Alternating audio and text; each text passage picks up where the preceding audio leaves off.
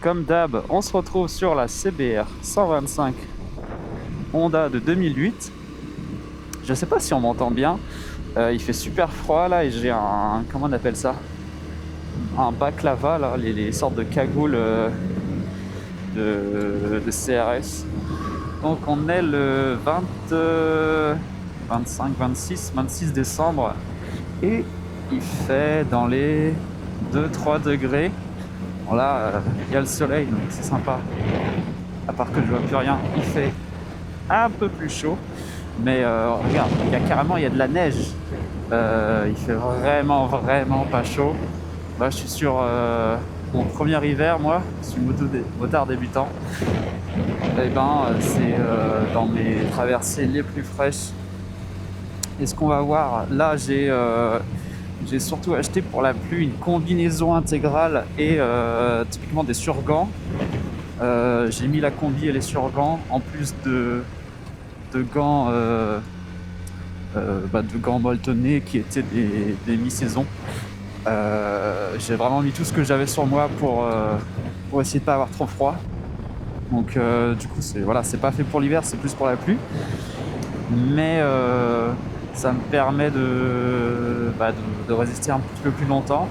Et sous mes gants de moto, j'ai mis des gants thermiques, pas juste des gants en laine pour avoir un peu plus chaud parce que vraiment, déjà qu'en moto il fait froid avec le vent et tout, donc quand il fait vraiment froid de base, juste normalement, en moto tu te gèles d'une force, c'est assez fou.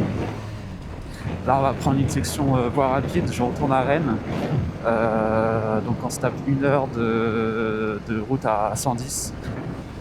Autant dire que pour les mains c'est pas l'idéal, c'est plus ça le problème. Le reste du corps ça va, je suis quand même je suis quand même bien isolé. J'ai mis plusieurs vestes, des leggings, tout ça, mais c'est les mains, vu que j'ai rien qui protège les mains, vraiment ça caille, un truc de fou. Ça a pas l'air d'avoir gelé non plus, tant mieux. Parce que ça c'est un coup à se faire des belles gamelles. Bon, assez parlé de la météo, même si c'est intéressant. Aujourd'hui, j'ai envie de parler des petits accessoires que j'ai trouvés pour l'instant et qui changent la vie en moto. Des accessoires qui coûtent pas très cher. 3 accessoires notamment. Premier accessoire, que j'ai déjà un petit peu parlé dans d'autres vidéos, c'est les loupes, bouchons d'oreille. Loop c'est la marque, et après les bouchons d'oreille, je sais pas, il y a un peu plein de marques, donc c'est pas forcément l'objet en lui-même que moi je trouve intéressant, mais je veux dire l'objet spécifique loop, c'est plus avoir des bons bouchons d'oreille pratiques, résistants, tout ça, adaptés à la moto. Pour le coup, je les mets à chaque fois. C'est quelque chose qui coûte entre 20 et 50 euros. Bon, 50 euros c'est quand même assez cher, mais moi je crois que j'ai dû les payer une vingtaine d'euros en fonction du matériau, tout ça. Et clairement, je roule pas sans, c'est vraiment super. Ça rend les trajets vraiment confortables. Donc pour les motards débutants qui se posent des questions, si vous n'avez pas de bouchons, prenez des bouchons, c'est la vie. Franchement, c'est trop bien. Même avec un casque. Mon casque à moi, la référence, je pourrais la mettre à l'écran. C'est pas un casque de grande qualité. Il est aux normes réglementaire européenne, mais il m'avait pas coûté très cher d'occasion, que juste avec mes petits loups, j'ai mes trajets qui sont beaucoup plus agréables. J'entends quand même le moteur, j'entends quand même le vent, mais c'est vraiment muté, c'est vraiment un niveau sonore bien plus bas, et donc ça rend les trajets super sympas. En tout cas, j'ai pas du tout peur de me défoncer les tympans, comme je voyais certains motards plus expérimentés qui parlaient de ce problème-là de perte de l'audition avec la moto au fur et à mesure.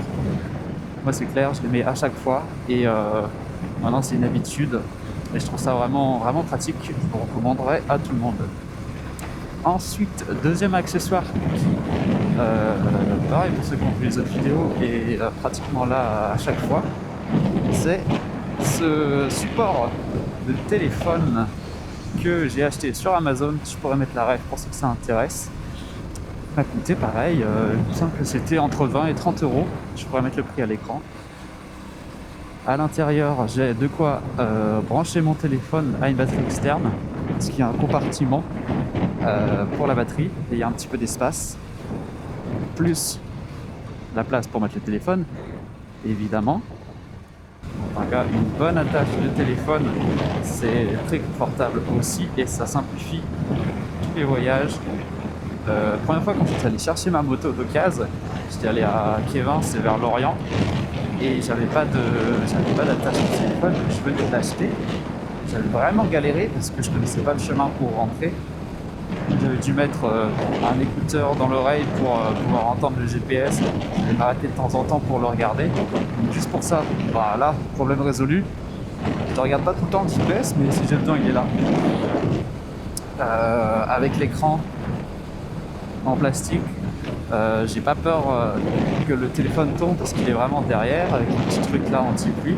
Donc franchement, un super petit ajout à la moto. Peut-être le point faible, ça va être au niveau de l'attache. C'est serré sur le guidon et c'est avec du plastique. Je sais pas combien de temps ça va tenir. Ça fait quand même 6 mois, je crois, quelque chose comme ça. Et le téléphone, comme on peut le voir, il a tendance à s'affaisser un petit peu. C'est-à-dire que l'attache elle glisse un petit peu. Peut-être que juste en le serrant mieux, ça réglerait le problème. Mais vu que c'est du plastique, je me demande si ça va pas le péter si je serre à fond. Voilà.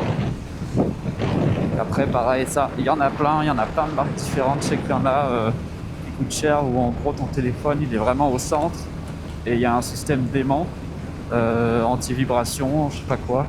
Bon là, franchement, vibration, c'est pas vraiment un problème. Parce que le but c'est juste d'avoir le téléphone attaché sur le guidon pour regarder la carte. Et changer les musiques. Et oui, parce qu'on va parler du troisième ajout qui fait vraiment la différence pour le coup. Ça c'est le plus récent. Et je vais faire un plan à l'arrêt pour montrer. C'est l'ajout d'un système d'intercom. En tout cas, c'est pas un intercom dans le sens communication avec d'autres pilotes. C'est surtout un kit main libre. Ça a la même tête, ça se fixe sur le côté du casque. Il y a 2 haut-parleurs à l'intérieur, un micro. Moi, j'ai pas installé le micro parce que je m'en fous de parler pour l'instant avec d'autres gens ou au téléphone. Je veux juste écouter de la musique. Et ça se connecte en Bluetooth au téléphone et du coup, je peux contrôler ma musique depuis le téléphone. En tout cas, si j'ai de la musique dans le casque pendant que je roule et les loups qui m'isole du bruit du vent, plus l'intercom qui vient de mettre les playlists, ça franchement, quel kiff. C'est pareil, 20-30 euros, je crois que j'ai payé ça 25 euros. C'est sur Amazon, on en trouve vraiment pas cher dans les premiers prix. Je sais qu'il y a les Cardo, les intercoms après, c'est de meilleure qualité. Ça monte jusqu'à 100, 200, 300 euros. Voilà, je voulais juste du son. Je n'avais pas d'intérêt pour la fonction d'intercom, donc j'ai vraiment juste pris sur Amazon un kit main libre qui était à peu près bien noté et pas trop cher. Je sais plus, il devait peut-être avoir une promo Black Friday. Bref, ça reste dans ces eaux-là. Et j'en suis super satisfait. Tu viens installer les 2 haut-parleurs dans le casque à l'intérieur. Les modules sur le côté, tu peux appuyer sur les boutons. Il y a même une petite déco RGB et une petite lampe qui est pratique dans le noir. Et franchement, le kiff. Pour ceux qui n'ont pas encore roulé avec de la musique en casque, quand tu es là, tu kiffes ta vie parce que la météo elle est bien, tu as le temps de rouler un petit peu, tu es sur des routes sympas, et qu'en plus de ça, tu peux te mettre tes sons préférés, tu les entends pleine blinde dans le casque, et les gars, ça c'est incroyable. Et là, vraiment, les trajets en moto, ça devient déjà que c'est plaisant à la base, mais là, ça devient un truc de fou. Pour le coup, je recommande totalement. C'est même pas un budget conséquent, hein. 20-30 euros dans ces ordres de prix là, ça vaut vraiment le coup. Tu as un volume sonore qui est assez élevé pour que tu l'entendes malgré les bouchons d'oreille. Tu contrôles en Bluetooth comme n'importe quel casque. Tu as ta musique, genre qu'est-ce que tu veux de plus. Donc voilà, les petits ajouts que je fais au fur et à mesure de mon chemin de moteur débutant. Les bouchons d'oreilles, franchement c'est top, ça coûte pas cher et ça protège l'audition.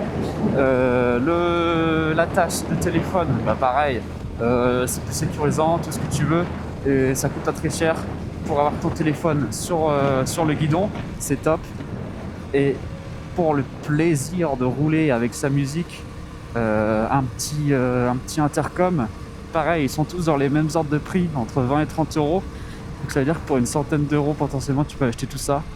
En vrai, prends juste ce qui t'intéresse. N'hésitez pas à me dire si vous avez d'autres petits ajouts que j'aurais pas encore trouvé. Je suis curieux parce que c'est vraiment des petits trucs qui pour le coup qui changent un peu la vie.